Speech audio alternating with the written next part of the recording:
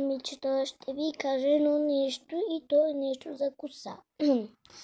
В това, когато се изкъпиш, можеш да се слагаш и ти прави много мега косата и да не е такава, как да е, корава, нали? Как да ви го обясня? Ама това нещо много хубаво за коса и много хубаво ме реше за коса. Тъкно чак да залагам на кака ми. И сега ще ви направя липлама, много е хубаво. И ето това говоря, това го има в прилето. И си има една черна специална капачка, махаш я и ето тук се слагате на ръката, натискате, няма да се слагам аз, натискате и ето тази дупка ви слага ето тук на ръката и правите ето така, излагате тук на косата и ви става после. Чакате и после си пипате косата. Не е нужно, ама ще ви става мека. И много хубаво това. Кажете на майките ви. Това е от Лили. Може да го намерите в някоя Лили. Не съм сигурна, ама май ще го има в едно Лили. Ние оттам го купихме в едно Лили. Той е много наблизко към нас и ние си взехме точно това. Като го видяхме, осъзнахме, че това ще е нашето нещо. С мама.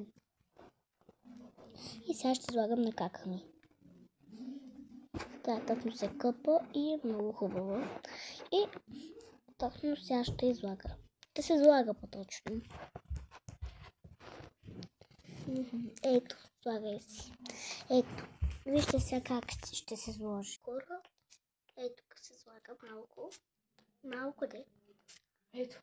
Да, ето толкова. И ето. И се слага на косата.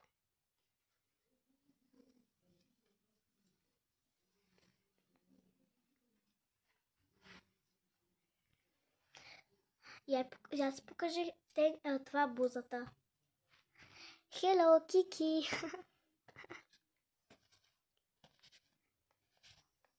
Така още малко. Нищо не стана.